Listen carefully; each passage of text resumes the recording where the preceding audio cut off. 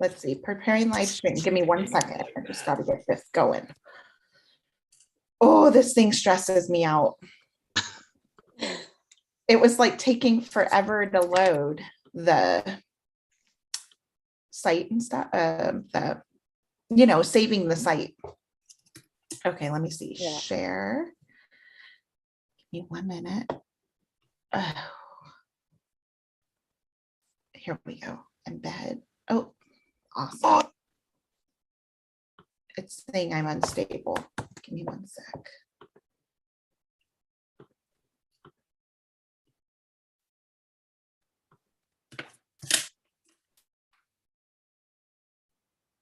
Can you all hear me? Yes. Wonderful. Yeah. Okay, give me 1 sec. I just have to add this. Come on. I need an IT person at my side at all times, I think. Yeah, it always works when we're doing it private, and then. That's right. Okay. So, that's all set up. Sorry for the delay. Okay, if you need.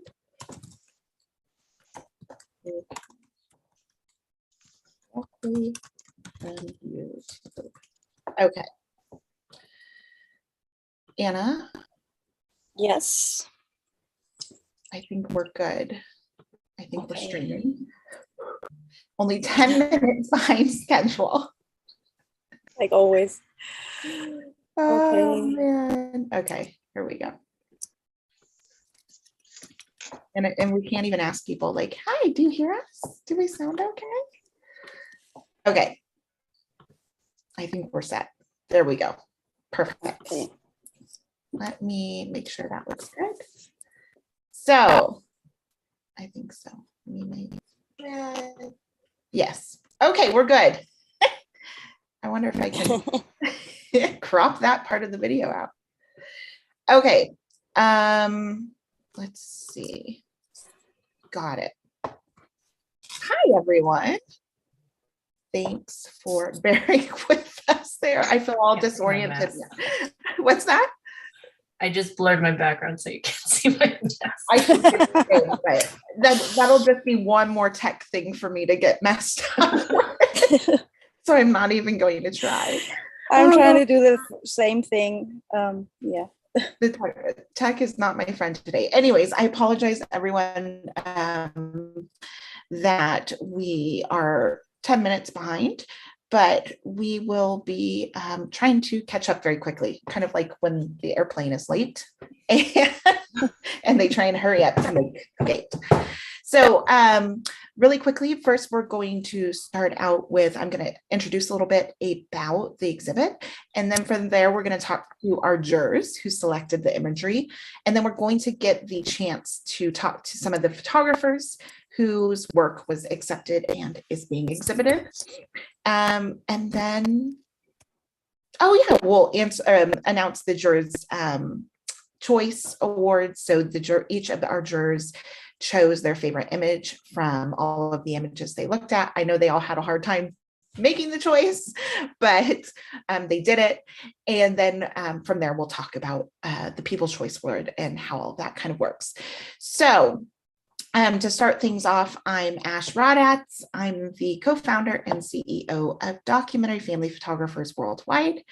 Yeah, we're a photography community. Believe it or not. And we work really hard to promote and present photographers as well as documentary family photography to the world and get it out there and kind of get people's minds working and questioning things about what we typically see via social media or, the internet, and what family constructs actually look like, because they all look differently. So with community, the theme of this exhibit, we also wanted to challenge photographers to come up with their own, sorry, Anna, are you hiding in the corner? I just saw you. It's a long story. We wanted to challenge. Oh, is it? Can you all hear me okay? Am I breaking up or is it just Anna? Okay, good. I'm usually the one So with the we problem, wanted to, so okay, I'll stop my video once in a while if my internet okay, gets wonky. no problem. Okay, so we wanted to challenge photographers to let us know what they thought of community, what makes community, what kind of things makes them think of community. And I think it was really exciting to see the submissions that did come in because the photographers delivered on exactly what we wanted, which was this out of the box thinking of what people typically assume community means and what it actually can be and is. And, you know, again, it kind of pushes those conversations to take place and realizing like, does our community choose us or do we choose them? Are you born into your community? All of those kind of fun things. So I think you'll see quite a bit of that throughout the imagery, as well as, you know, some more typical definitions of what community can mean. So it was a really interesting and exciting breadth of work that came through. And I'm sure our jurors, actually, I keep saying I'm sure, but I do know because everyone responded that, wow, that was hard to choose. There was a lot of really great high caliber work, a lot of different work and work from photographers we've never seen before, which is really exciting. And yeah, so let's get started here really quick. I'm going to just, Anna, you don't have to unmute yourself. I'm just going to let people know who you are. Anna is, I was going to say my co-star. Anna is the co-founder of DFP, and she worked together on all of these things. Is that your dog, Anna? Yeah, so I'm gonna mute myself. Sorry.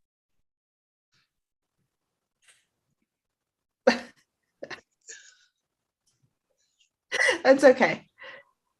Okay, so Anna and I worked together and yeah, try and make all of this kind of happen. So let's see. I'm going to really quickly grab my what's the word I'm looking for? My schedule of events so I can make sure to keep myself on track. And yeah, let me see. Give me one sec. La, la, la, la, la. There we go. All right. So first, we're going to introduce our jurors. And jurors, if you want to just tell us like really briefly a little bit about yourself, where you're from, maybe something exciting. I don't know how long you've been photographing, or you can do some kind of trick or anything like that. Yeah, so I'm going to start through. Like I said, first I should say thank you so much for contributing your opinion to what should be included in this exhibit. I know it's a lot of work to be a juror, and so we are always thankful for people that can help us out with that. And in addition to that, it's always fun to see the different photographs that jurors pick. So of course, sometimes we have things that overlap, and other times we have you know, just completely individual. So it was really interesting to see that.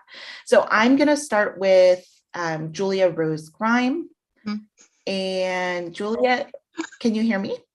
Yes. Yes. Grand.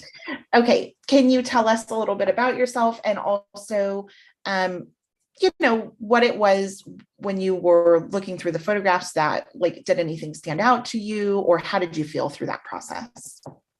Okay, so I'm a family documentary photographer based in Halle, near Leipzig in Germany. And I'm photographing families documentary style since 2015, 16, something like that. And before I did all the other stuff. So, but documentary is close to my heart. So now I found my tribe. Yes. Do I know a trick? No. Something funny to tell? I'm not sure. This is hard to be the first one. Yeah, it was really fun to look through all the submissions, and it was really interesting how different every photographer's approach was to the theme, and even some things I never would have thought of thinking about communities. So I had really fun. First I thought it's really difficult, but then yeah, it was really good picking the favorites. So I like this job. So would you like to do it again sometime? yes. Okay, good. But I'm also We'll hire you excited. then. Yeah, but I'm also excited what the final exhibition will look like, because I just know what I picked, and I do not know what the others picked. And so I'm really excited to see the final collection. Yes, I'm excited to show you. It was actually an interesting collection to try and sequence. I mean, it worked. It just was like, there was so many directions it could go. I was like, wait, I could do this. I could do this. So it took me a lot longer than it typically takes me. And yeah, but it was intense.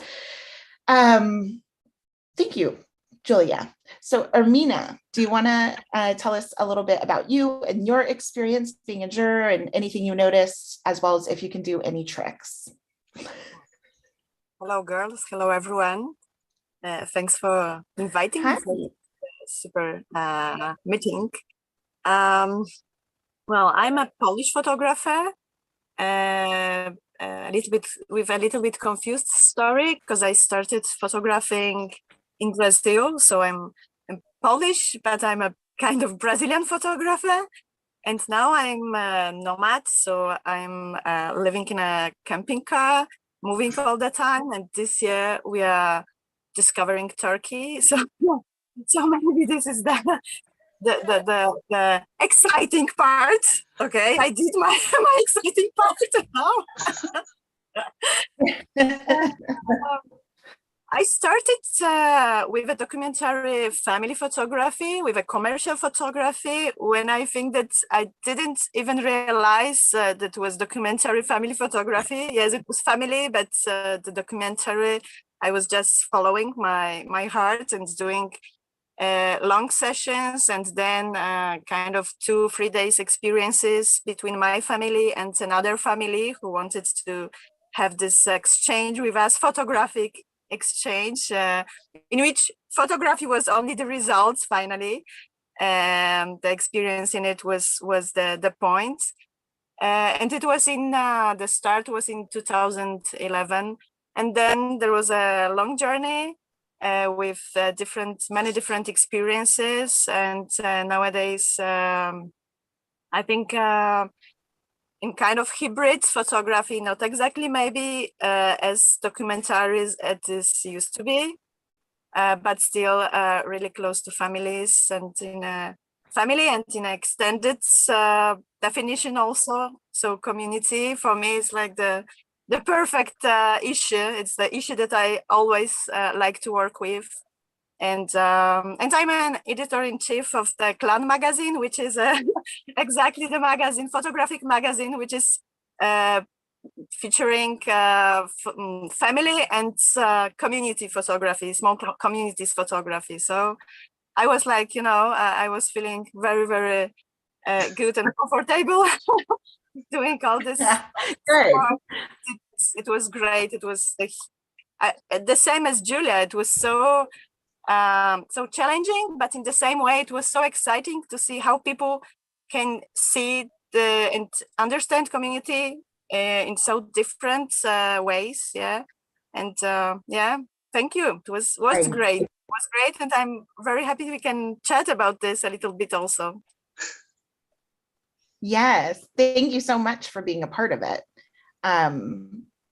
Yeah, it was exciting to see your choices as well. And also what I found really interesting was that all of you had each chosen a different jurors pick. So I thought that was funny because there were some images that like I said, overlapped and stuff. And I was like, ooh, what if they all pick like the same one? But all of you each chose something different. So that was kind of fun too. Julia Chang, did you want to unmute yourself, take the mic, tell us a little bit about yourself, what you thought of the judging process or jury process, you know, what community means to you, or if you saw that, anything that surprised you, and if you know any tricks. I am a photographer based in North Jersey, about half an hour outside of New York City, in the States. And I guess I've been shooting family documentaries since maybe like 2015-ish. I guess, like some of the others had said, I guess I was always shooting documentary style. I just didn't know what it was called at the time. Now I'm, what's going on now? I am consumed by homeschooling my kids. So there's a lot of moments to document there, but it's a lot of it is with this thing right here, you know, Right. which I've come to be okay with. And gosh, I can't think of any tricks. I can't be put on the spot like that for tricks. But as far as oh, come on. As far as the images and the jury process, it was hard, but it was also a lot of fun. I guess for me, I was the theme of community, you know, it really, I don't know what the word, resonated with me. I guess maybe, I don't know if it's because of the pandemic or maybe because I'm homeschooling these past 2 years during the pandemic, of what community means, you know, versus family, right? Because I think they're slightly different, and I'm sure we can talk about that later. And I guess my kind of filter of like, while I was looking at these amazing images, really, really great images, was that community is just some sort of energy or thread that connects us. And it was so interesting to see the submissions and what that connection was. And some of it wasn't, some of them were super obvious and like, you know, I got it right away. And others like really made me think. And I was really impressed with a lot of the submissions, and yeah, just grateful that I was able to be part of this process. So, well, we're grateful to have you. I like that you mentioned that, and Juliet, the other Juliet, also mentioned the same, that there were some images that surprised us to see or surprised you. And then what's funny is typically when we do the jurying process, we don't always add captions, because a lot of times the images will speak for itself, and sometimes the captions can serve as a distraction.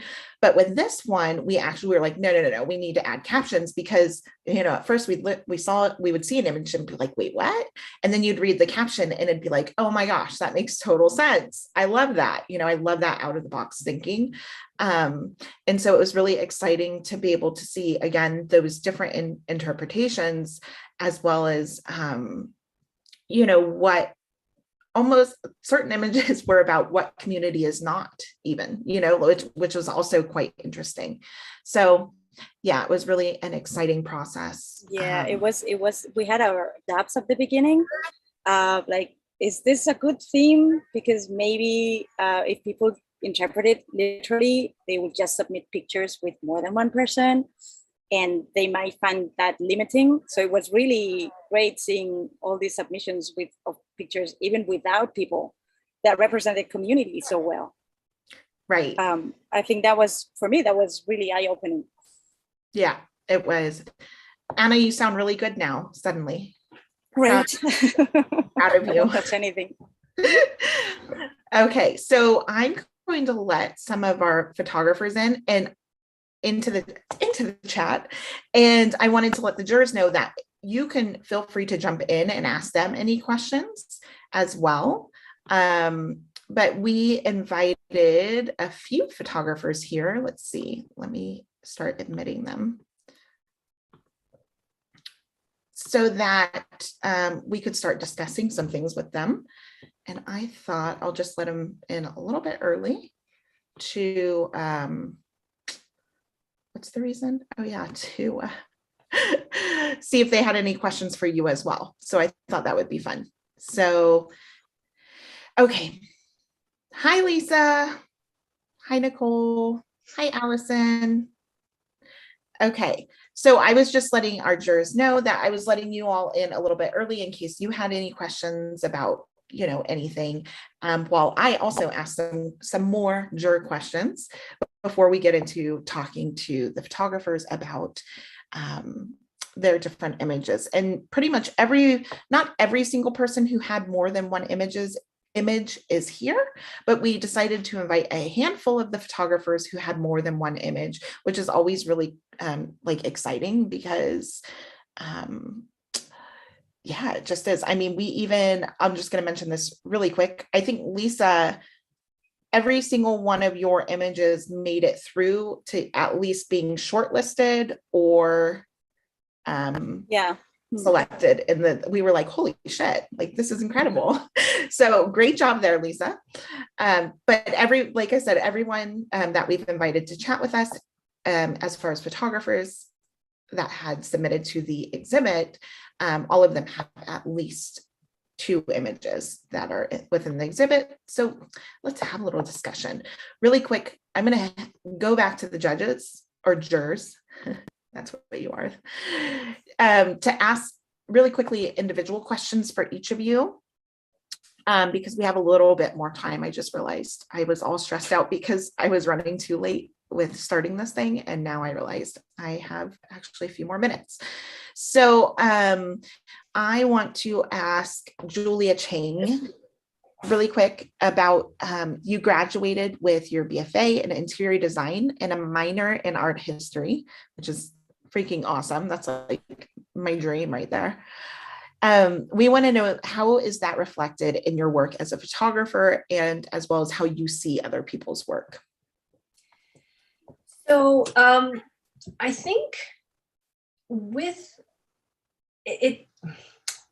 the interior design degree, I was kind of trained to look at space a lot. And I think a lot of like the problem solving within interior design and architecture is like, how is a person going to use the space? And what I found later as a photographer was like I was really, really interested in how people use space and move through space. And I think not just for documentary photography, just photography in general, like with a frame, like, you know, you're confined within the space of the frame and your composition. And so I think that's kind of how I approach, that's one way that I approach a lot of my photos. And even when I'm like looking at other people's photos of like just how the space is used. So, and then art history is just, it's art history, but yeah, so I know it, I don't know if that makes any sense. No, it absolutely does make sense.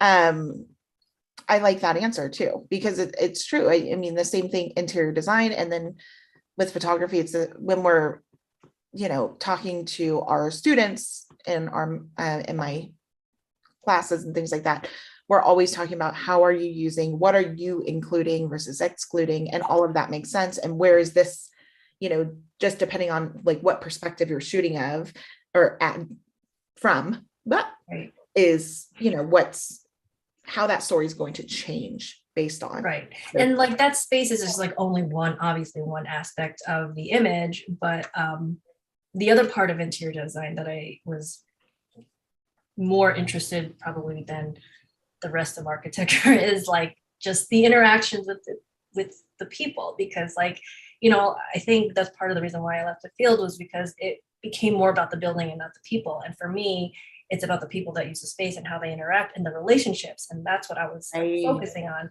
when I was in the interior design architectural world. But a lot, I don't want to say every, but a lot of times the focus becomes about like, you know, the building and like the spaces. Like, well, what about the people? You know, it starts with the people, and that's why I love photography, because it like is about the moments and the, like especially documentary or family documentary. So, okay, amazing. I love that. It is. It's all about the people. It's funny because the same when I noticed for me, that I'm like a people photographer versus, you know, someone that's photographing places. But when traveling, for example, to the Eiffel Tower, like my husband was asking me, aren't you going to take pictures of the Eiffel Tower? We're like literally standing right by it. And I'm like, no, I love the people. There was like these guys playing bocce ball and like all this stuff. And I was more interested in that. I'm like, there's millions of photos of the Eiffel Tower. Like, what can I do different? No, I want to photograph the people. So I think that's a great indicator that you should probably be a people photographer versus a real estate photographer, for example. Okay, so Julia Rose-Grime, can you tell us more? We had seen recently that you had won a award for your personal project about your mom. And we wanted to know a little bit about that personal project, if you feel comfortable talking about it. And if you feel that photography in some ways has like a healing quality to it, or if that helps you in certain ways. So can you tell us a little bit about that? Yes. So yeah, I was really happy to finally get some of the images at least out to the world, because it means so much to me. Yeah. And yes, when my mom was diagnosed with the terminal cancer thing, I was just like shocked. And so the camera was kind of or taking pictures was my way of going through this and to preserve and to make and to keep the memories. And also because of the difficult relationship we had. So it was simply the only way to get through this for me, because I had an excuse to go there, to help her, to be there, because I had to take pictures somehow. Some days I took no pictures and sometimes I took a lot of pictures. And yeah, so I tried to document the process for me, and also to keep it or to kind of have an evidence that all this really happened, because when you're going through this, it's more like auto modus you're on, so it's just like doing what you have to do and not really yeah, feeling or whatever. So, or to be sad and it's so much going on. So this was, so I still have a lot of pictures on my hard drive, which are not edited or culled or whatever. So they're sitting a lot more. And yes, so, and it had a healing function for me, because now I can look back what really happened and to go through all the yeah, going through this again and healing. Yeah, I'm excited to hear more about it. And also, I don't know if excited's the right word, but that sounds kind of weird now that I think of it. But I do want to see more once you do get to go through, you know, the rest of those images, because the ones that I have seen so far have been really impactful and yeah, just really amazing. So thank you. Congratulations on the award for the series of images. That's also really fun. Big deal. Thank you. So Ermina, in 2016, you published a monograph entitled who I'm going to butcher this. Retratos Praia. Yeah. Yes, portraits. Just images Portrait of her. Yeah. Yaya, it's my biggest daughter, Yasmin. But Yaya, we call her Yaya. Okay, I love that. Yeah. So, and this basically your portrait project talks of a childhood free of technology in life. How is living life like that in today's time? And especially in the last 2 years of the pandemic, is there something that, was different in the last 2 years or was like the pandemic? I mean, you're living a nomad lifestyle anyway. So how is that for you? Yeah, I was thinking when you were talking about, because I think for the quite whole world, the pandemic was online time. Yeah, we were just connecting all the time and having relations with people through internet. For me, obviously, it was the same. I changed my profile of my business, let's say. So I started offering mentoring program and study groups online, everything like connecting people from many different places. And it was kind of, wow, we can do this. It's possible. But also missing, the face-to-face, like face-to-face, no online face-to-face, but the real one, yes, the touch. Yes, but for my kids, I was hearing Julia speaking about homeschooling. My kids are homeschooled, and it's not the same like the online school during the pandemics. My kids are still free of technology. My biggest one, who is in Polish school now, like the homeschooling, but depending on the Polish school, she connects with her professors once a year just for the final exams. So the rest she's doing all by herself or with our support. And the only class that she has online is the drawing classes, like the art classes, with a mentor that she has that didn't feel enough for this. And she likes it a lot. So obviously, I think that's they don't have the contact so intense as other kids. But I realized in some moment of the pandemics that I am so much connected, so dependent on the internet and online, or this online world, that I try to minimize my time with phone, with computer.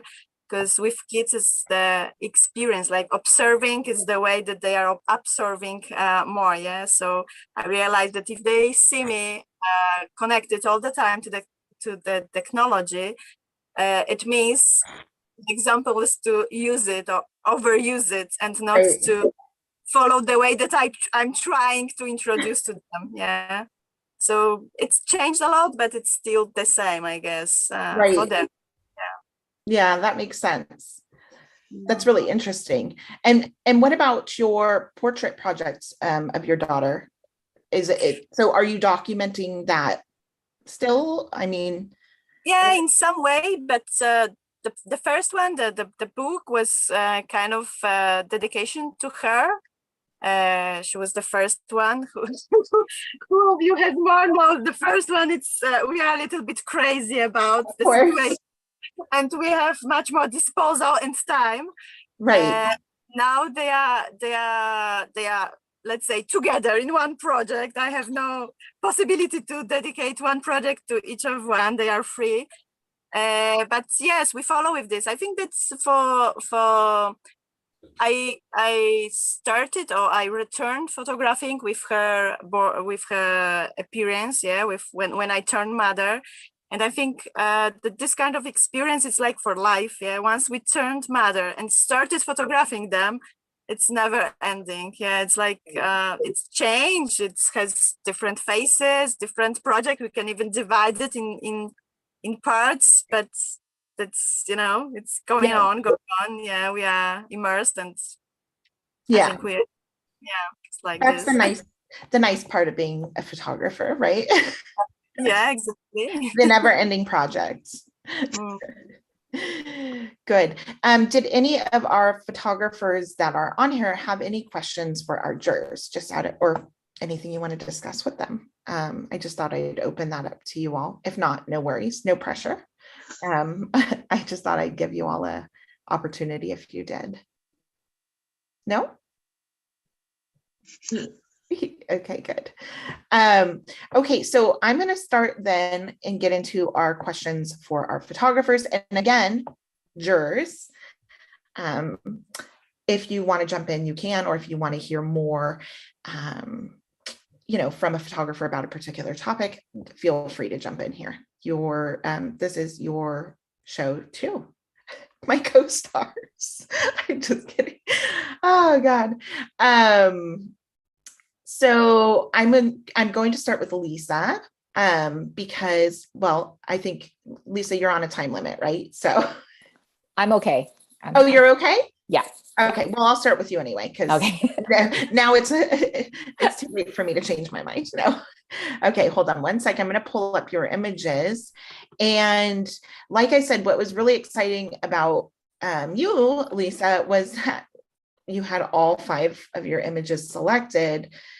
So usually what I guess I can kind of share the process behind what happens with jurors and things like that is, we send them the galleries of images, no names are on there.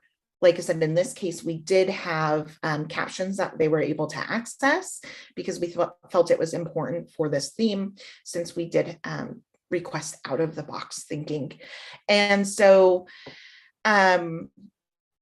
what happens is we get the results back from each juror, which images they chose, and then we're able to see, how many each image got. So like if one juror selected an image, or if 3 jurors selected a single image, that's like a definite in. If it was 2, etc., in order to make up the amount we need for the exhibition. So like I said, Lisa, we had your 2 images come in for sure that were pushed through all the way because more than a single juror had selected them. And then in addition to that, the other 3 images you submitted were selected at least once as well, which is like insane. The other thing is that this is our 3rd exhibit that we've done, our virtual exhibits. And Lisa, you have had pictures selected in all 3 of our virtual exhibits. So I think we can ask Lisa to be our juror next time. I'm like, so it looks like Lisa. Wow. You understand the assignment. Your photographs resonate. So I think that's really, really interesting and exciting. And congratulations on that. Thank you. Thank you so much. Oh my gosh. Grateful and honored are understatements for me. I'm just, each time I'm so shocked and so grateful. And it's just, I just love this community. So it means a lot. Oh, we love you too. I hope the shock never wears off. I don't think it will. If you keep getting in, maybe at the 10th one, you'll be like, all right, I get it. Never. I am good. You don't have to. Never. Okay, so I had a question for you. You have a background in graphic design. And is it correct that you have 4 children? I do. Yes. Okay. Yes. So you definitely. It's funny because those are two patterns that repeat. There's more people here who have 4 kids, and there's another graphic designer in this call right now. So that's fun. I find that interesting. Yeah, that's super. Go ahead. So you definitely have a very particular way of seeing, and so we wanted to hear a little bit more about your process, what you're drawn to, how you work. Sure. Yeah. So tell us about it. Happy to talk about that. Yeah, I think it was really interesting to hear Julia talk about how interior design affected the way she shot, because I feel like for me, I don't know, Allison also is a graphic designer. I don't know if you feel the same way, Allison, but I think for me, having that background, it mostly served, I think it gives me an overall balance of an image more than anything else, anything specific. I think that I don't have to sort through how it is balanced. It just kind of comes to me through all the training. And I think one of the things that kind of deterred me in the beginning was because I was mostly a computer artist, everything was very like grid-like, I think very in grids. And so I had to really adjust my way of shooting to give more variety of not always squaring up and make everything straight and stuff like that. So I think that was in a good way, it was good for me, and then in a bad way I kind of had to adjust my way of shooting. So I appreciated that for it. In terms of my personal work, I think my process, so I for documentary family photography, I shoot mostly my family. I don't have a business in it. My business is more, corporate and stuff like that. But for my family work, I think my process is probably like a lot of other photographers here. It's, I carry my camera around everywhere I go. And especially when I'm with all my 4 kids, which is very rare these days. I mean, I see that Lori Beth Davidson is here. Hi, Lori Beth. She has 4 kids, and I just love the way she captures all of them. And I realize, I can't do that anymore. Like that was always a goal for me in the beginning, was to sort of get them all in the picture. But now I have a 17-year-old and my other kids are a lot younger, and they're just never together. So I'm living vicariously through you, Laura Beth, through your photos. So I just do that. I carry my camera around all the time. The one thing I try to do relatively quickly is to download and cull all of my images that I make. I don't let too much time go past. And I think that really helps my process, because I feel that if I wait too long, then I don't get to it, or, it's just not a priority anymore for me. And that's helped me a lot over the years to just get all of the pictures sort of together, at least on my computer versus off of a card or stuff like that. Right.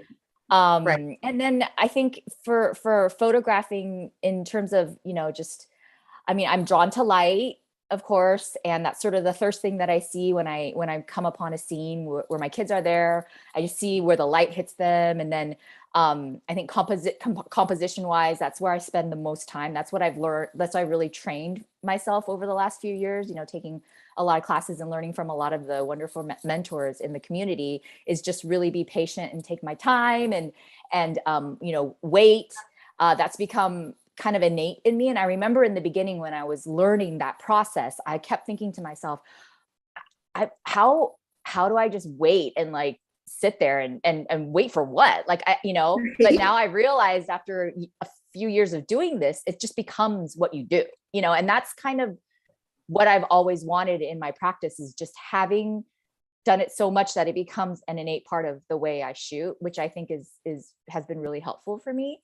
And then just hoping and waiting for a moment, hoping that something happens. And, admittedly these days, not a lot of fun things happen anymore versus when they were kids and crazy. They're all just like older now, but once in a while I get like little nuggets. So those are the ones that, and, I've realized that also not every photograph I make has to be great. I mean, that's what we all, right? Like we kind of all know that, but it's hard when I'm sitting there for 15 minutes, stooping on my, like stooping down, my thighs are burning and I'm like, oh, just something happen, please. And it doesn't. So that's frustrating, but yeah. Absolutely. I was going to quickly show, I'm just transferring them over really quick. Your other images that were shortlisted. Hold on. Oh, here we go. Okay. So I showed the 2 that were selected into the exhibit, and then give me 1 second to pull up the other ones. So I like that you said you, get to your photos pretty much right away. How do you do that? Some that I'm like, woo. What was funny is the other day I was photographing, well, it was like last week, I was photographing for a restaurant. And then I came home and, transferred the photos to my computer. And then as they're loading up, I'm like, holy shit, there's a lot of like old photos on here that I never took off of my card. Yeah, I know. And I'm always afraid I erased a couple cards where that had happened because I say, I'm going to get back to it. And then I don't. So Right. I don't know. I just, within like 2 or 3 days, if it goes by more than a week, I don't like that happen because if it doesn't happen right away, it's not going to happen. And so when I'm on a job, when I come home, my kids kind of know that when I'm home, I'm not home right away. I kind of go into my office and I spend half an hour sort of doing everything for that reason, because I don't want to have anything that I forget. And I'm so forgetful these days. It's pretty astonishing. Yeah. It's just one of those things where I make it a priority, kind of like I try to carry my camera everywhere. I try to do that too. And late nights and stuff like that. Yeah. I'm going to share. So this was one of your shortlisted images that was selected by at least one juror. This one is in the exhibit because it was selected by more than one. This was also shortlisted. This cracked me up. I was like, what is going on? Who is this guy? I love this one so much. So much. So funny. It's a swim coach, right? Yeah. So he won Coach of the Year last year for our swim team. And we all knew it as a team. So we had time to prepare these big ed heads. His name is Ed, and we call it ed heads. And everyone was told to go to the stands, collectively right before the announcement. And at that point he knew. It was kind of a surprise up until that point, but it was just one of those situations where I knew that it was going to happen, but then how was I going to capture it? You know what I mean? There were so many different ways and I had 2 cameras with me. So I had my 70-200 and I had my 24-70 lenses. And this one, it just was very impactful as a wide shot. And this was the moment where his name got announced right then. So I knew that I had to have that particular lens on me to shoot it. And so yeah, I think it was very meaningful for my community, first of all, and then just to be able to have this here is just like double whammy. And I have to say, I'm of course I'm surprised every single time I find out, but in this particular time, I felt like my images were very literal. Like I took community the way it was because I'm a part of a really special community. Yeah. So to see everyone else's interpretation, like how you said of being outside, I'm always trying to shoot outside of the box because I'm not that kind of a photographer. I'm much more literal.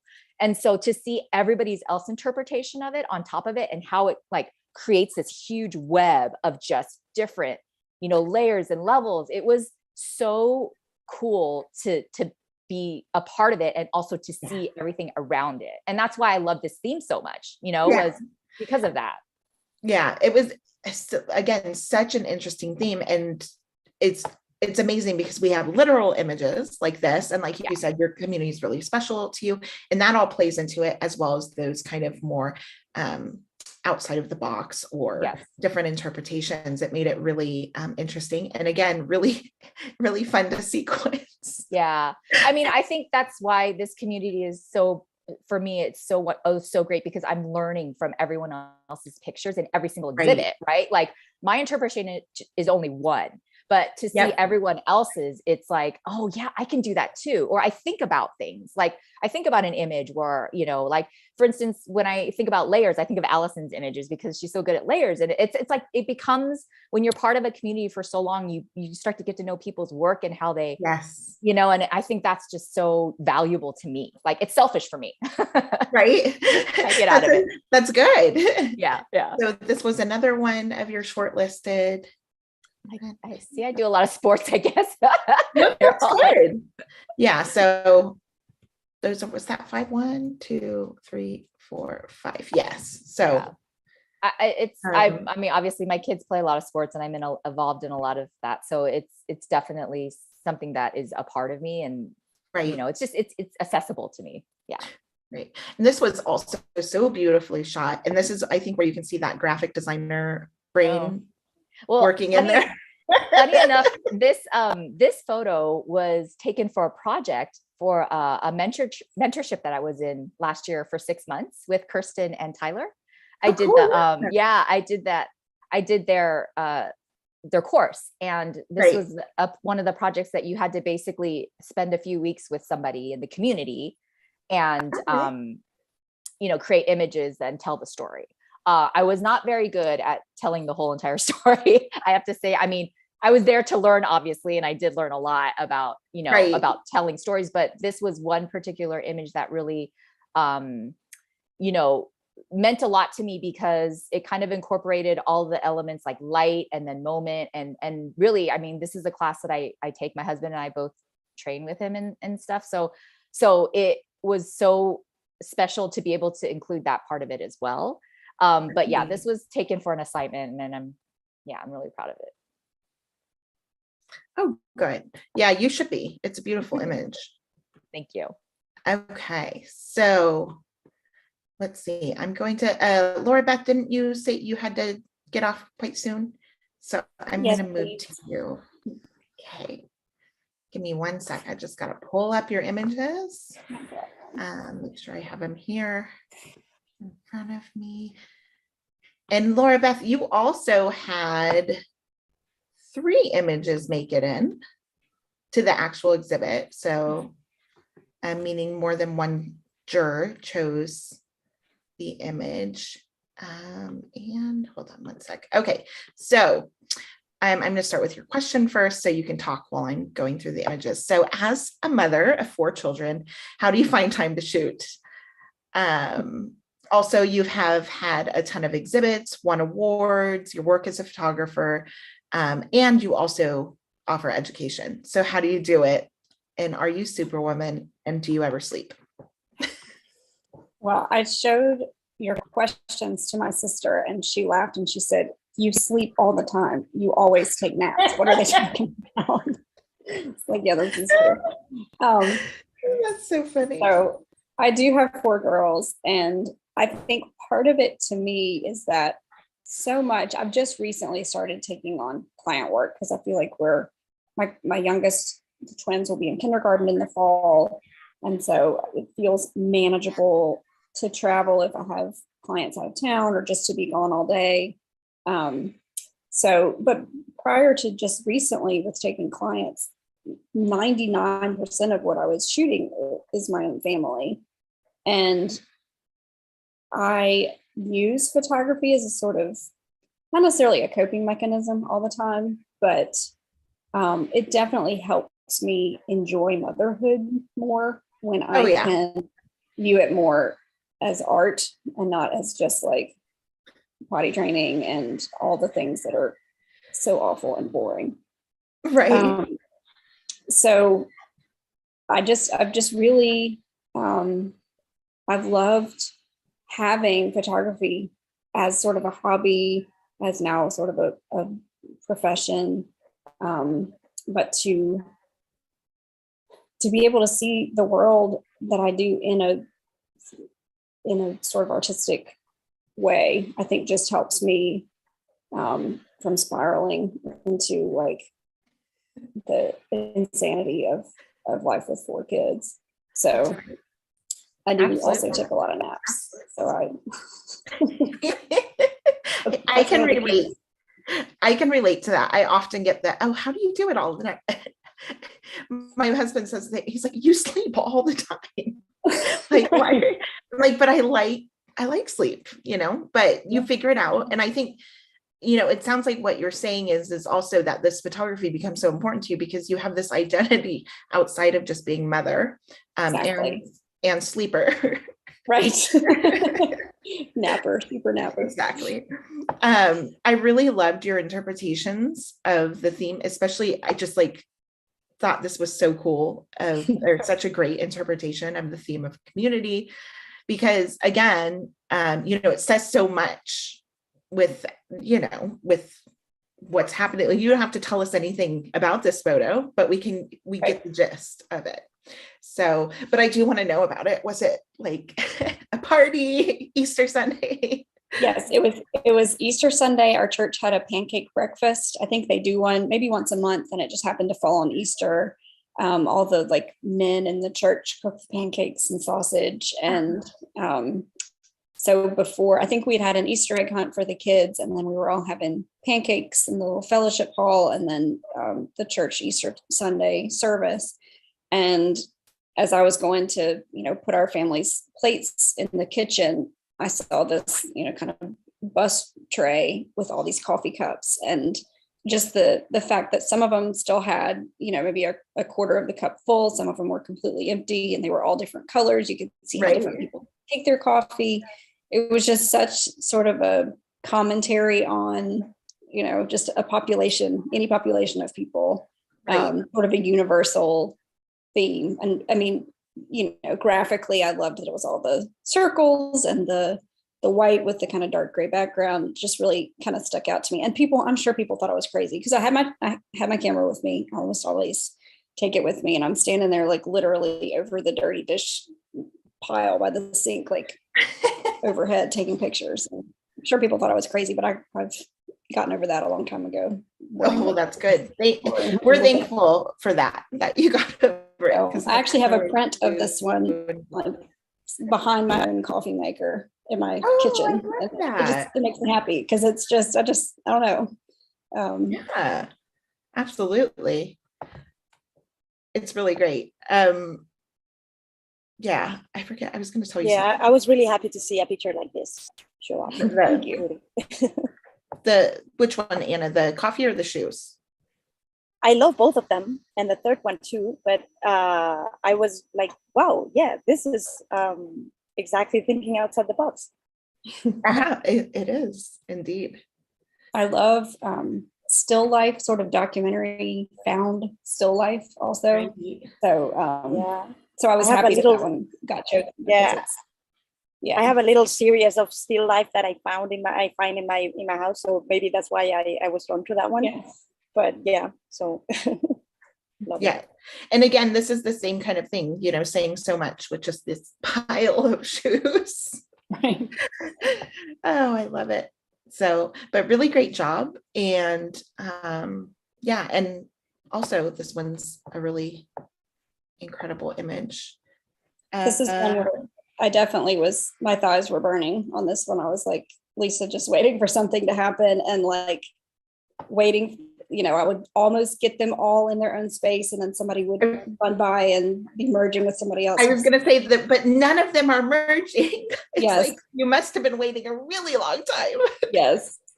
And this was during the summer, which I've done I think this is my 5th year of 100 Days of Summer, where I do 100 days taking a photo with all 4 of my girls in the frame. And so this is 4 of my girls are in here somewhere, and then my 2 nieces and the 3 children of my best friend, who were all helping my sister move in. So it was always an added challenge on days that we were all together to get all 10 kids, or 9 kids, however many. So funny. So I was really happy that it all worked out. I'd be like, stop running. No, everybody freeze. Yeah, it's really great though. Great job. Okay. Thank you. All right. So we're going to, does anyone else the photographers need to get off quicker than not, or? I am going to have to run, go to a funeral, which is such a buzzkill. But thank you for kind of rearranging and letting me pop in and out.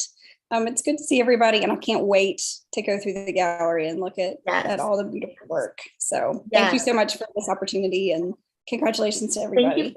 Thank you for joining us. Of course. Thank you. Thanks. See you soon. Have a great day. Bye. Thank you. Okay, so Nicole, are you ready to be on the hot seat? Sure. You look thrilled. I'm not a wallflower, so.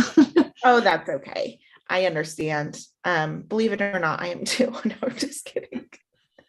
Hold on. Let me pull up your images. And you also had 2 images. So Nicole's images were also, where are you? I think they were bold choices,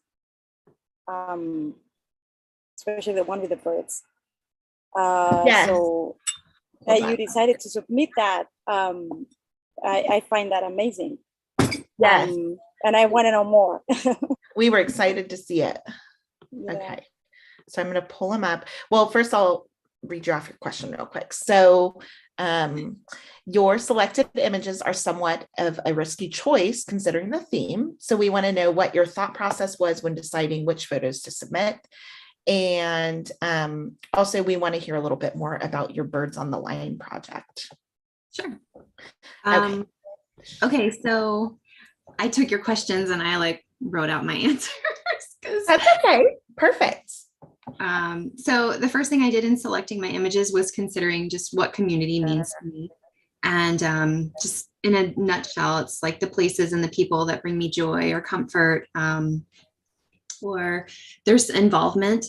And so my second thought is that I didn't want any of my images to include faces. I wanted to be able to tell the story impactfully with body language or with remnants of showing that togetherness.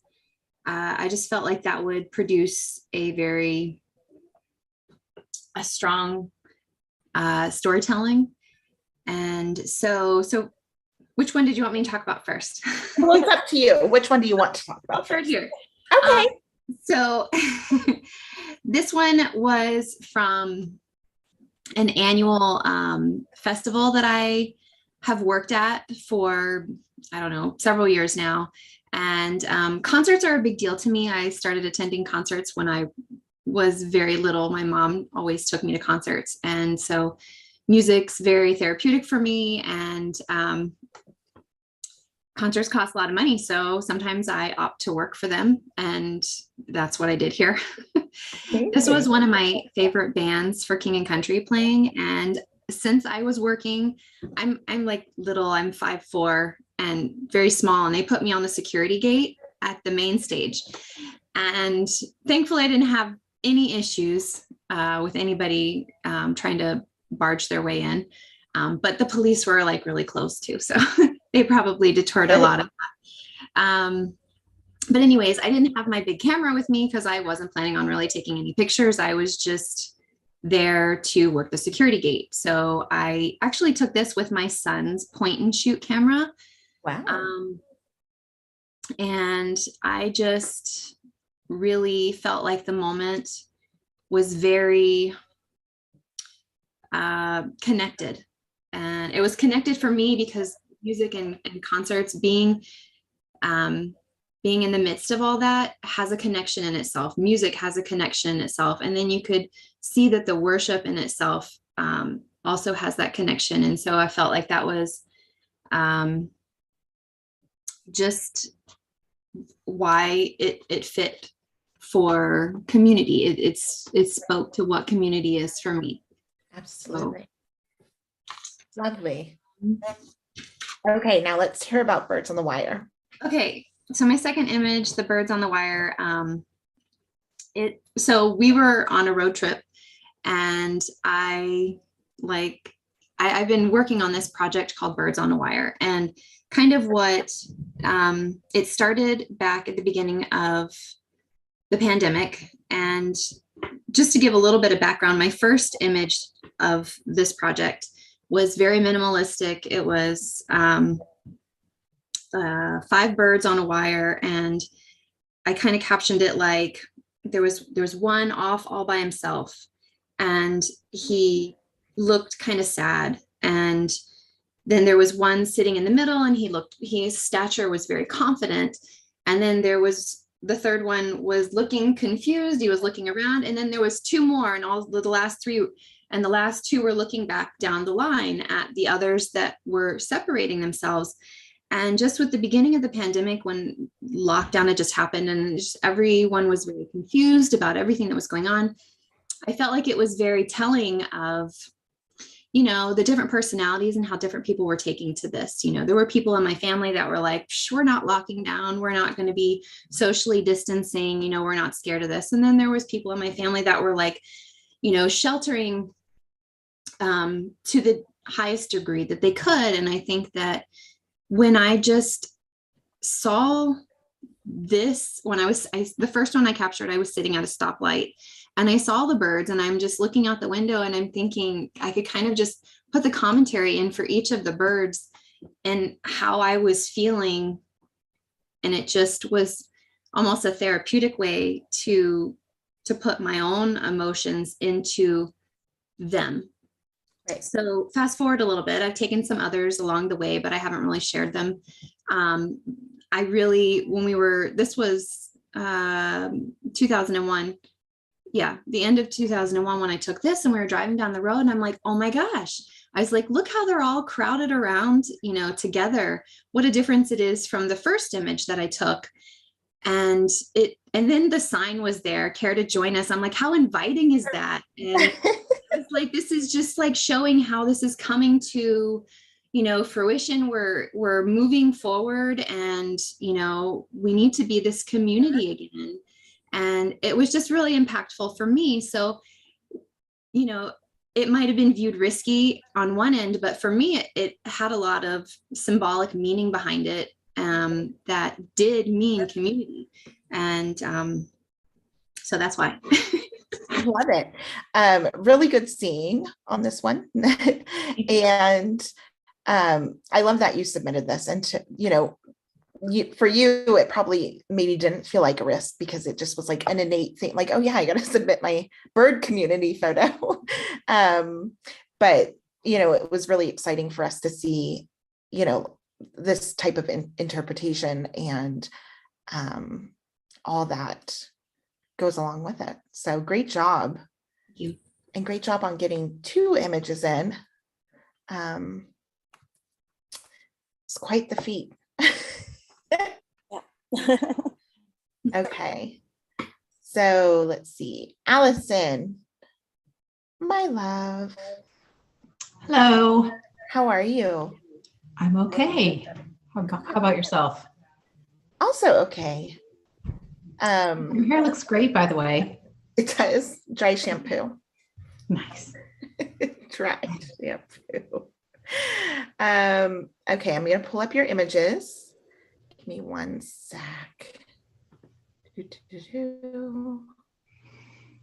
So you also have 2. I don't know why I keep saying that. I said at the very beginning of this that everyone who's on here has 2. And Allison, what's that? Oh, and that's at least one person had 3. That's right. Well. That's right. Okay, so, and I have your question here. So I'm going to read that first, and then we'll pull up your images so we can talk while that's happening. So before becoming a documentary family photographer, you are an award-winning graphic designer. What made you change careers? Sure, no problem. And has your background impacted the way you see? What's the most rewarding part of being a photographer? I actually didn't hear anything because as soon, like, I've been sitting here this whole time, no one said a word. Immediately, as soon as like you start asking me a question. So just one sec. No problem. That's the story of my life right there. And yes, this is the F. I'm putting the F in it. And that has more than one meaning. Okay. Yeah. Good. One more time. Okay, one more time. So before becoming a documentary family photographer, you were an award-winning graphic designer. What made you change careers, and has your background in graphic design impacted the way you see? Gosh, well, changing careers was sort of by default, because I was moving around so much, and it was after having my first.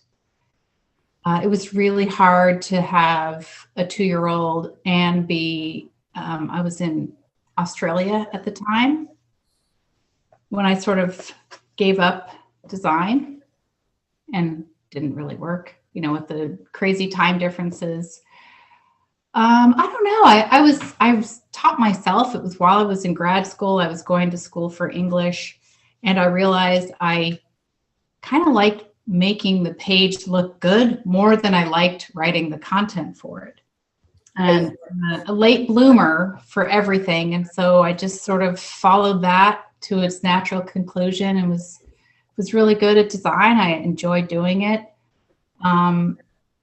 But after a while, I don't know, I always loved taking pictures, and for a long time I was just using my phone, and I got encouragement from friends and some, I don't know, just people that I know, and they would say, "Oh, I love your pictures, why don't you put a book?" Like where I live, it's so pretty. Moving here to Northern Ireland, it just was really inspirational. And, I think like a lot of other people, one day you realize that you're like, I didn't really know what documentary family photography was. I just knew what sort of style I liked doing. Right. And so it just kind of blossomed from that. I mean, I taught myself, like a lot of other people, just, picked up the camera and said, okay, this is what I'm going to do, not really knowing what that really meant. That was 2017. And I think it was 2018, I coined it the year of making money. And I'm actually still waiting for that, but that's okay. I sort of have given up on the idea that I will necessarily do this for a living or as a job, that it's more right now just exploration and that's brings absolutely me joy. okay. So, I have to figure out some other way to make money, but I'm shelving that for now. Yeah. We'll talk. Yeah. There's only so many business classes a person can fail before they realize, they're not set out for business. Yeah, I mean, you make a very valid point in terms of business. A lot of times it's just that is sometimes, it's better just to be a photographer and not, do the business side of things. Yeah. That's absolutely okay. Yeah. And I think for you, Allison, what I love when I look at your photos is that, well, a few things. One, I can picture you making the photo because like just the way you insert yourself but in such a nice way. I can picture you like going up and being like with confidence, even if you're not feeling confident. Yeah. You still, I think you play that off really well. And and second of all is that I like the connection you're getting from people in these photos. So really great job. I'm going to stop sharing my screen for 1 second. I want to see if I can find something really quick. But again, I could picture you making these photos because when we were in Miami, we went and did some street photography together. And I think Allison's just about as crazy as I am in terms of we just don't care. We'll join anybody's conversation and, all of that kind of stuff. So I was trying to see if I could find, I have this image of Alice. Well, I will say that I was probably using liquid courage then. That's the best way to do it. Yeah. I have since taken a break from liquid courage. So, taking those, like the ones with the guys and the dogs. Yeah. I both of those were actually taken in London, just a few weeks apart. Great. And I just, gosh, it's so nice. I mean, I love being here in Northern Ireland, but it is very, what's the word? Homogenous. And growing up in Los Angeles, California, such a different experience. Right. And, I've traveled, not extensively, but I've traveled a fair amount in my life. And, being here sometimes can be difficult. So, you know, being in London, like the picture at the park, that was Battersea Park. And I got there and I just felt like my whole body kind of tingling, like, oh my God, look at all this stuff and all these people and how wonderful. And they're side by side. You know, there's Hasidic Jews next to Muslims, next to, you know, people from like wherever. Just, you hear it, all kinds of languages being spoken. And, you know, the kids on this swing, because my daughter had originally been on that, which is why I was there. Right. And I saw sort of the kids changing, and I thought, I'm just going to stay here. And I was a little concerned that the woman in the middle would, you know, not want me to take her picture, but I was standing in front of them, so they clearly knew I was taking a picture. And I don't think she minded. I mean, I really don't. I didn't ask, but you know, a few times she looked at me and I don't know, I thought, at least in my head, I was seeing her smile. Right. I'm sure she you know, was. yeah. I mean, she clearly was the only adult on there, but was having a lot of fun. And when I saw this, I just thought it was magic. Even before she got on, it was magic to see all the kids. You know, it felt like my childhood seeing that. Right. Definitely. And especially post-pandemic, to be around so many people and just to hear the laughter. To be that close on a swing. Yeah, to be that close on a public swing, no less. Like, there was no hand sanitizer there. Armina, did you want to say something? Yeah, I'm sorry. I need to leave you. I have a class in 5 minutes starting, so I will need to go out. Okay, no I problem. will be back for sure for this video then. Okay. Thank you so much for joining us, and thank you for your hard work as a juror. Thank you, girls, and for all ladies, congratulations. So inspiring images. It's really nice to hear you also talking about them. So thanks a lot and congratulations. And then I will hear you more. Have a good one. Thanks, Irmina. Bye, Armina. Thank you. Bye. Bye-bye. Bye. That's great though, Allison, that you, you know, you could see all of that and connect with all of that. And I completely understand the feeling of being from California and living elsewhere, you know, in a different culture. So when you see something like that, it feels like a really big deal. Mm-hmm. Yeah, I don't know. Is my video, maybe you still have it on screen share, or can you see me? Or I can see you. Can you all see my screen? Or I can't see me. That's okay. I'm off of screen share. It's just me looking at your beautiful face now. Okay. I can't see me, but that I don't mind. Because if I saw myself on there, I would probably get distracted and want to close it anyhow. I can see you too, Allison. Okay. Oh God, please don't make funny faces. I'm like, that's always my fear, is that I don't see what I'm doing. And I'm like, I know. I can't. Yeah. I can never watch these video things back of myself because I'm like, ooh, I wonder why I do that. All right, back on track. Is there any other? No, that was about it. Unless, wait, there was one. What's the most important, what's the most rewarding part about being a photographer? Wait, why can I not talk? Excuse me. What is the most rewarding part of being a photographer? That was intense. Oh, that's a good question. I think, or maybe in comparison to being what you were before, a graphic designer. Oh, well, certainly a photographer gets you out.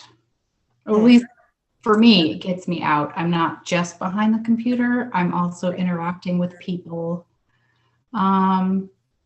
You know, sometimes it's a conversation starter. Sometimes it like what Julia was saying is sort of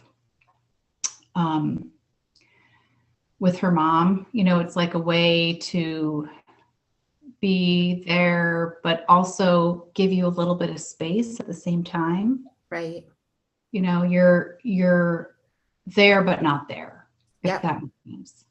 And so there's times when I feel like I can be in a way more present with my camera. And just see things. I know that, I mean, my family wouldn't always agree, but I feel like for me, it brings me closer. I can see things that maybe I wouldn't have otherwise seen. And maybe that's just the training over time that now I see things. I don't always have my camera, or I may not take that picture, but I see it. Yeah. And I feel like that's almost as important, sometimes even more important, to Absolutely. see it. I agree. So I feel grateful that over the last few years, I feel like there's been a lot, like more of an awakening, you know, not just because of menopause, but in spite of God, I love you so much. that it's just a different way of seeing the world. Yeah, it for sure And is. connecting. For sure. And the DFP retreats, right? Oh, yes, please. That's, I mean, 2019 was definitely the highlight, probably one of the highlights of my life. That year was phenomenal. Yeah, it was a really great year. Well, thank you. Did anyone have any questions for Allison? Julia and Julia? I looked both ways. Great. Okay, so Ina. Hello, how are you? I'm good. Excited. Yay. So you've also had images in previous exhibits as well. And then in this one too. Oh, how did I close my file folder? Hold on one second. I'm just gonna pull this back up. Ina. Okay.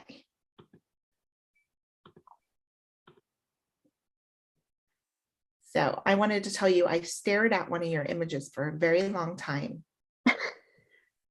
Because I love, well, Yeah, I both want of to talk them. about that one too. Yeah, both of them I love. But I stared at them. Anyways, okay, so here we are. We have your two images. Oops, I'm gonna move that down. There we go. I'm gonna just show them really quick. So we have this one here, and we have this one here. And I just want to mention very briefly that immediately before even reading the beer or anything like that, I was like, this is very German. I was like, this is Germany. I knew it like immediately. We have the Zwiebel, the onion pattern plates. We have these, God, I can't think of the word in English, whatever these towel wipe up things are. Like everything about this, the goulash, I think it's goulash. I was like, wow, this is German. So that I really connected with. Just wanted to put that out there. And then we have your other image, like I said, this one here. So hold on, I'm gonna stop sharing so I can read the question. Anna writes, I am very intrigued by your thing tea thing. What does that mean? Anna? That's the title of the image. So oh, thing tea thing. Okay. Yeah. Sorry. I was like, is that something I just have never heard of? Okay, the title of the image is Thing Tea Thing photo. Can you tell us a bit more about your thought process behind it? Was your patients rewarded or were you lucky to be there? So I'm guessing she's talking about. I'm talking about the hand one. Yes. Is that thing? Yeah. Can't yeah. So did that, or maybe you could explain what's happening there?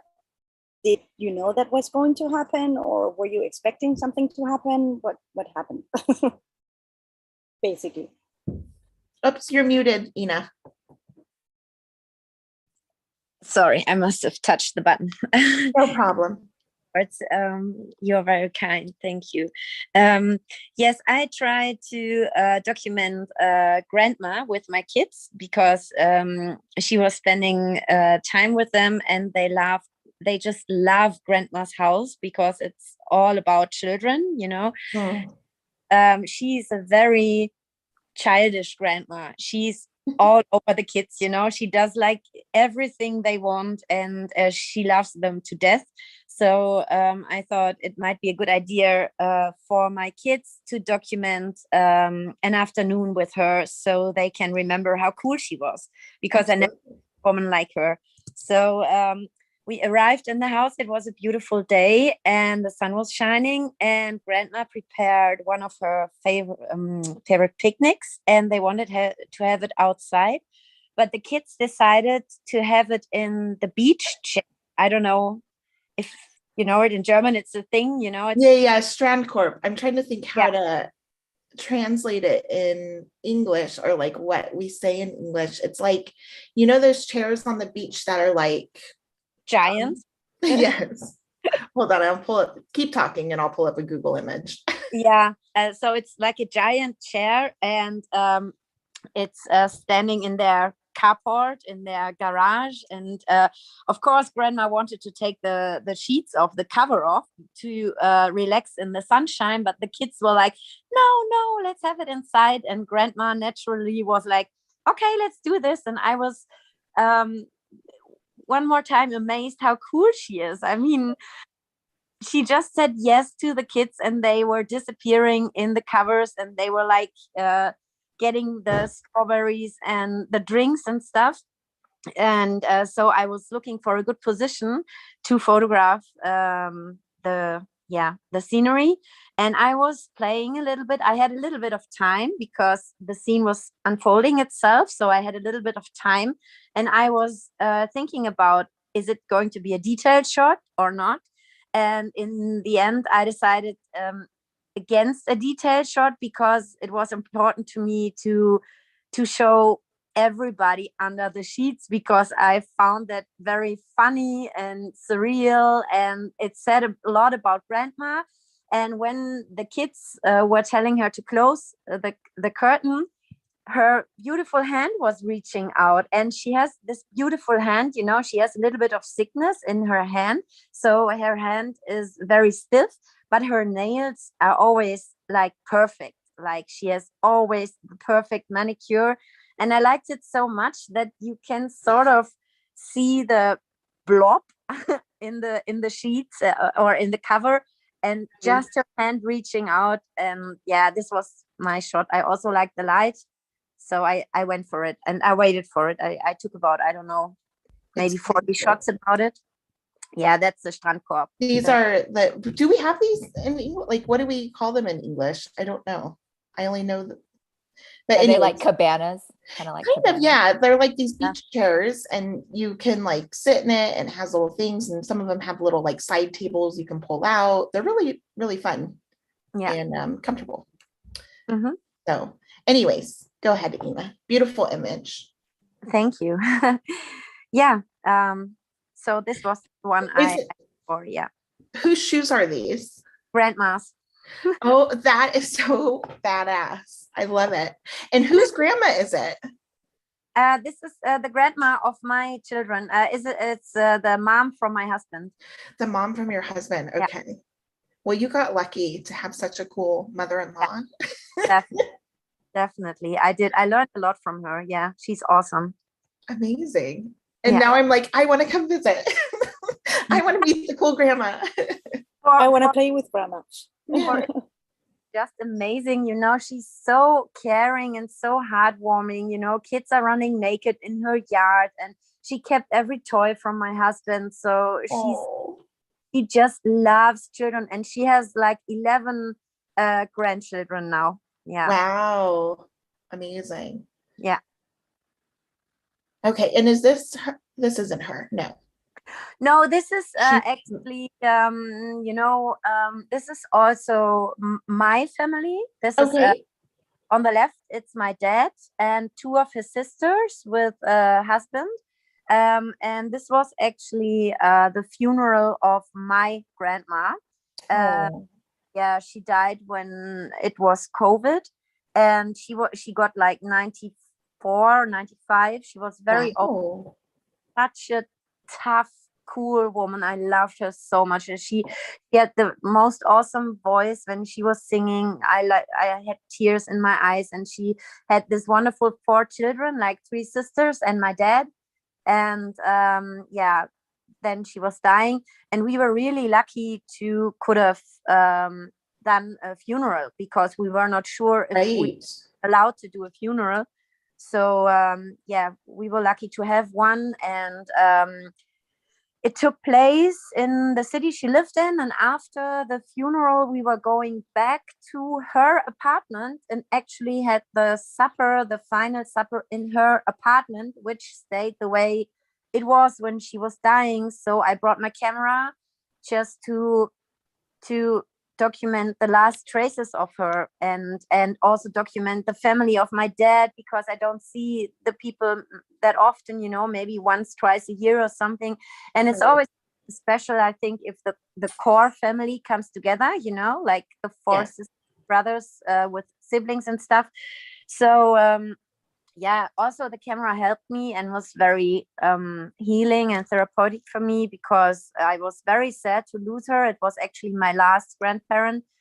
So I could a little bit of hide behind the camera, and also witness a lot of contradictory emotions. There was a lot of laughter, and there was a lot of tears and desperation, and I don't know, it was, yeah. And I really loved that scene. This was when we actually had supper, the soup, the famous goulash soup in Germany.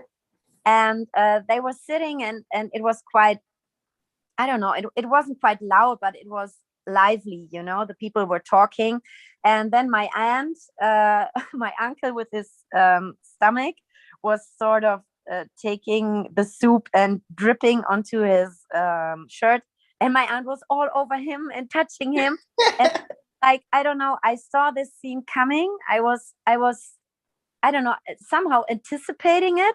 And I only, like, I think 4 shots for it, like 4 shots. I saw it, and then immediately I turned myself a little bit, because I wanted to get my dad in the picture. And this is like the only one it worked out, I was like.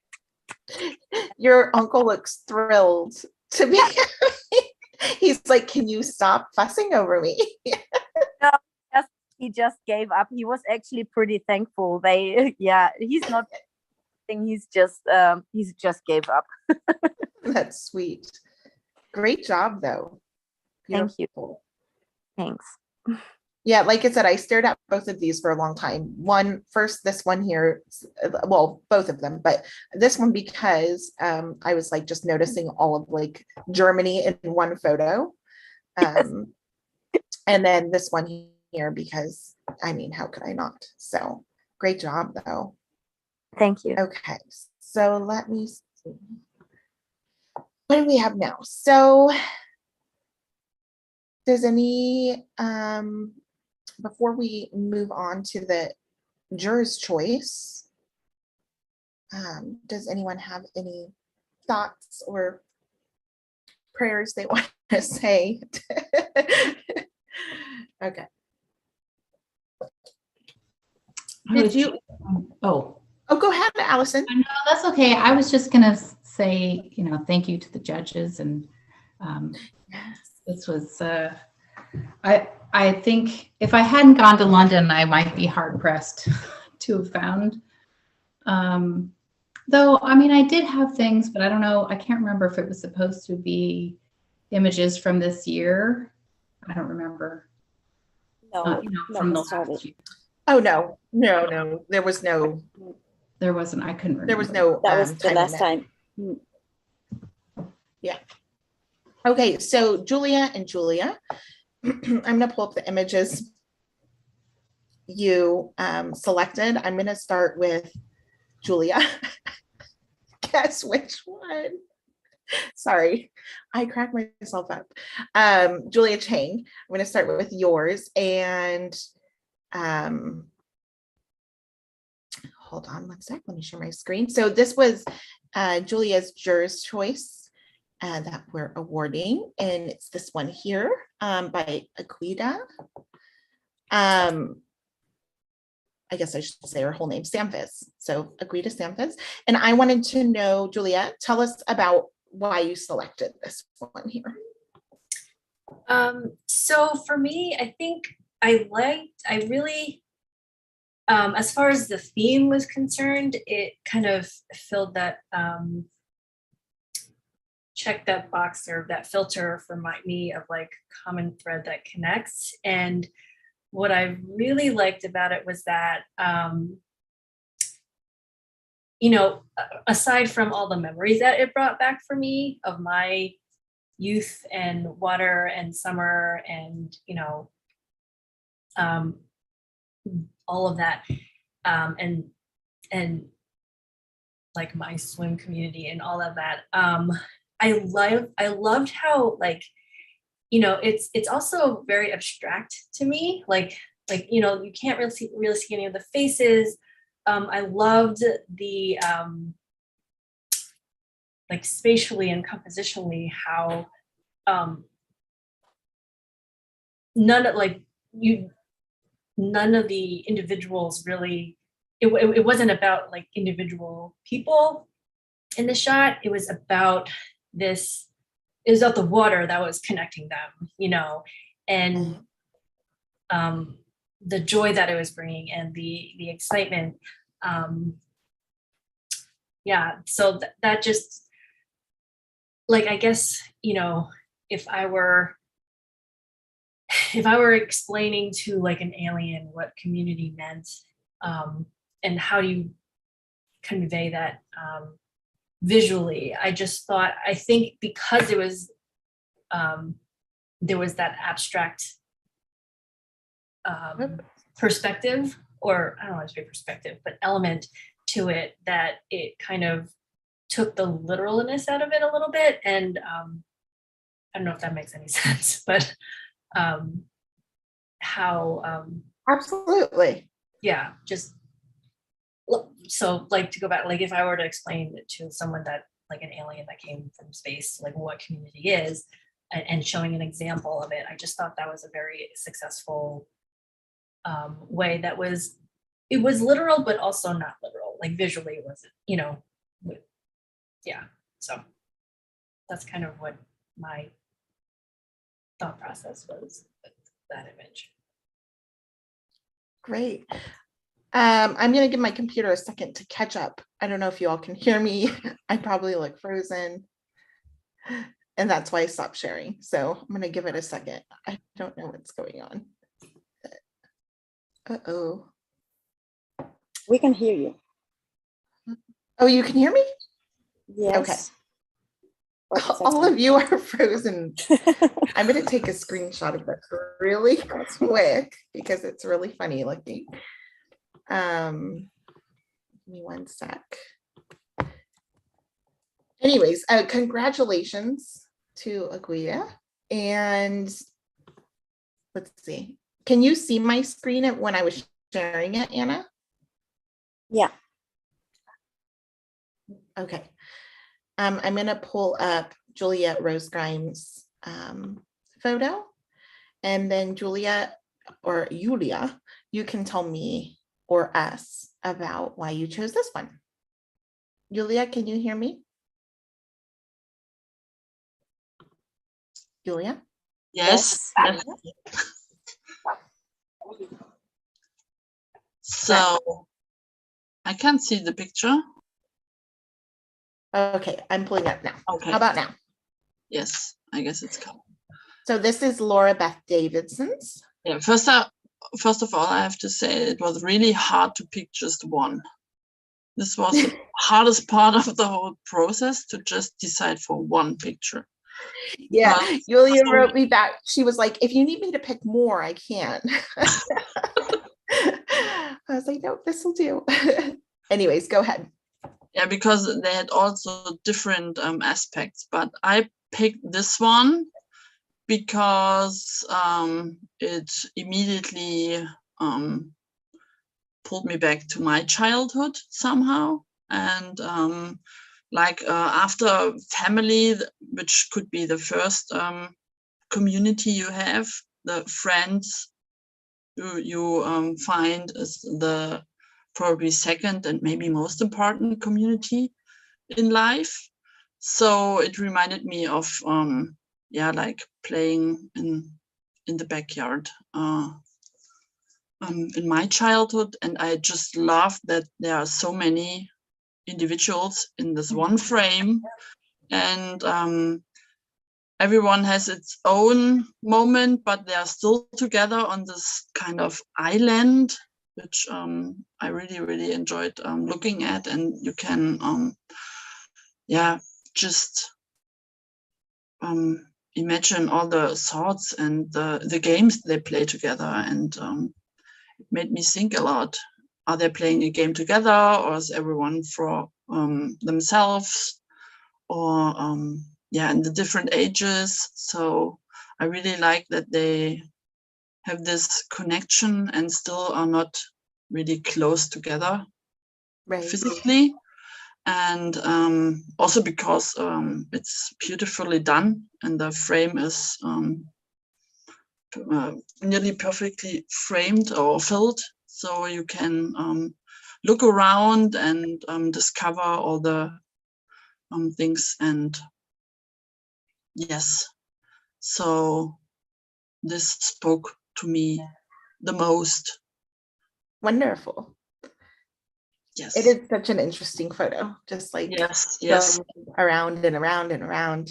Yes, and although the one in the middle, the girl who's looking straight into the camera, at least it feels for me like she's inviting us to join the community, to come and play with them. Right. She's like, do you want to walk around in your own little circle too? Join us. We're taking signups now. Awesome.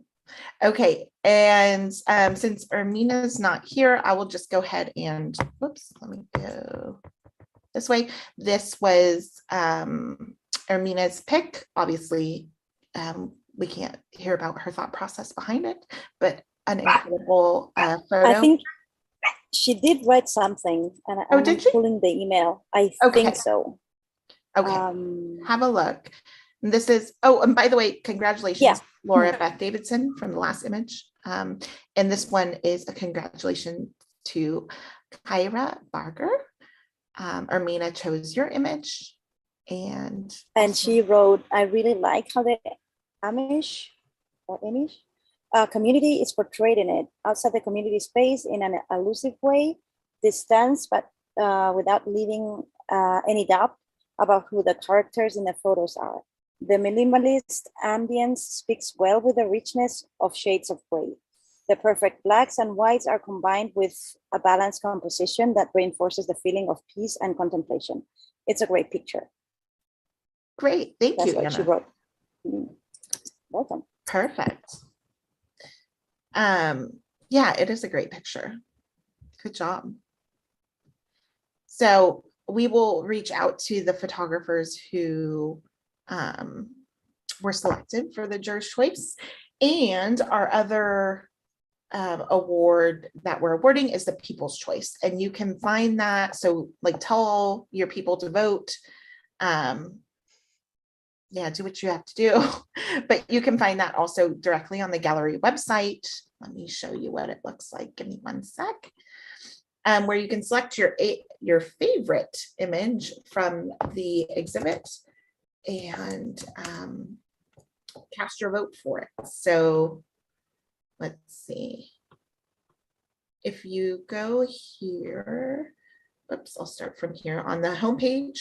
Right here at the very top, it says vote on your favorite image. If you click that, you can scroll through and see every image that's in the gallery and place your vote for what your favorite one is. And when you vote, we get a little notification and we keep tally of them. It goes automatically onto a voting spreadsheet. Pretty handy. So make sure you just sorry. I was going to say you only vote once. Yes, vote only Yeah. one time. So vote on your favorite image by entering your email address. Please only vote once.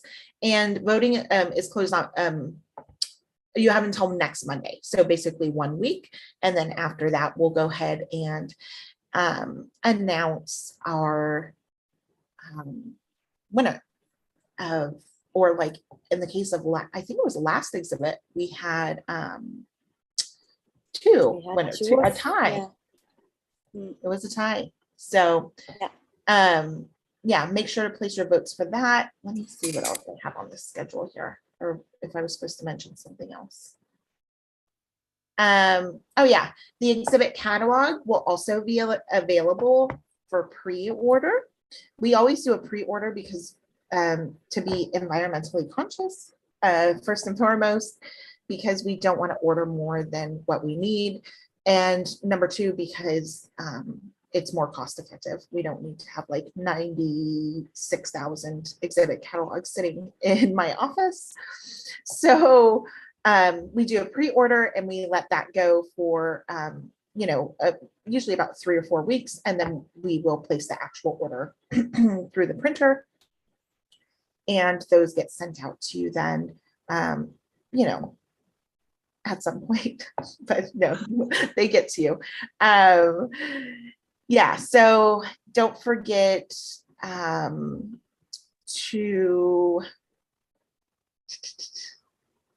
place your order for that. And so we can put it on the pre-order. And then the other thing, Anna, what was the other thing? Oh, we will be sending emails this, probably in the next tonight. Yeah, I was going to say in the next few hours. I'm not sure if you all remember or if you all heard, but we are having an exhibit, an in-person exhibit in Arles, France. It's in the south of France, which is really incredible. There is a huge photography festival that takes place there every summer, and like the who's who of photographers are there. Like we're talking like Magnum photographers, photo editors, like just crazy. And what happens is, you know, they have different events going on those first 2 weeks. First couple of weeks, they have, you know, portfolio reviews and workshops and talks and panel things and this, that, and the other. And then the actual festival partners up with, I think it's the cultural minister of that area, and they exhibit in like the old buildings there. And then private people like us can exhibit you know, also in town, so where the entire festival is taking place at the same time. So we have our exhibit coming up there, June 4th. July. Sorry. July. Yep, wrong month. July 4th through the 16th. And we will be sending emails tonight and tomorrow for the photographers whose images were selected to be in that exhibit. The images that were selected are a combination of images from all 3 past exhibits that we've had. So there's some that got selected from this community exhibit. There's some that were collected from Life in 2021 exhibit, and there were some that were collected from the Transforming Perspectives exhibit. That was the very first one we did virtually. And yeah, this exhibit that we put together for Arles, that was curated by a panel, and myself and Jenna Schuldeis, along with a panel. And yeah, so we're really excited to let people know about that. There is a little bit of a cost associated with it because we have like printing and assembly and, you know, all of those things. So it's not a must. If you do get the email and you're like, you know what, I don't want to do this. I don't want my work seen by these people, or I can't, you know, afford it right now or whatever. That's absolutely fine. Just let us know, because we do have like a little second shortlist stack of photos that we can turn to. But we're really, really excited about that. I will be going there in person. Anna will be going there in person. Julia Rose Grime is going to be there. We're taking the train, 12 hours, baby. So Probably cheaper than gas though at this point. So we'll be there, and we're really excited to represent the community there and talk to people about what we do. Oh, I remember what I was going to say. The name of this exhibition is called Family ... Un in parentheses expected, outside parentheses. Does that make sense? So Family Unexpected, because what we wanted to show, what we did is instead of titling the exhibit before choosing the images, we chose the images and then we decided what the name or theme of the images, because we didn't want to like rule anyone out just based on a theme that we created randomly. So what we did was we chose a theme once we saw all of the images together.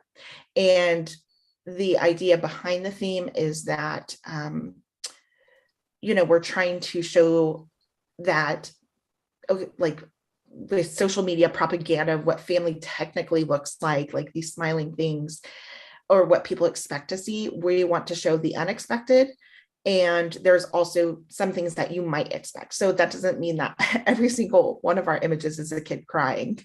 There's also happy ones in there, which is why we have the un in parentheses. I mean, we could do like a really sad exhibit, like kids, pissed off kids by documentary family photographers, or pissed off grannies. But yeah, so we're really excited about that. More information will come out if you want to travel to France. I think there's camping spots still available. Everything is so booked out. That's why I'm laughing, but we'll be there and we would love to see you and hang out. So we will be informing you of all of that very soon. Other than that, Anna, is there anything I'm forgetting? I think that's everything pretty much. We are so sorry. It's so dark in here. So I thought I'd take my video off, but I'm here. That's okay. No worries. We are so thankful that each of you joined us. We're so thankful for each photographer that submitted images, whether your image was selected or not. It's such an important process. We are thankful for our jurors and all of the time you all spent with us, as well as the community as usual. Anna, my co-star. Gotta turn my seat. Oh, there you are. Yeah, thank you so much. Yeah. I always have problems with these things. It's either my sound or my image or my internet. Yeah. But anyways, thank you for being here, and for your patience, and for all your hard work, and for being there for us, not just this call or submitting, but some of you have been here since the beginning. So we're really grateful for that. It's incredible. And also we're grateful that we have such amazing photographers like representing the genre. It's really inspiring, and maybe one day we'll edit our own photos and get to show those too. Anyways, okay, everyone have a great week. And like I said, the exhibit will be up. Oh, check out the virtual 3D exhibit. You can use the link on the homepage, visit the 3D version. You can vote on your people's choice. You can go to another part that just shows the images with the photographer's bio and all of that stuff. It's all there on the homepage, and it'll be there until July 16th. So thank you, everyone. Thank you, Anna and Ash, for giving us a platform. Thank you for all your hard work. Thank you. Thank you for your hard work, Lisa. Yeah. Keep getting into these exhibits. Bye.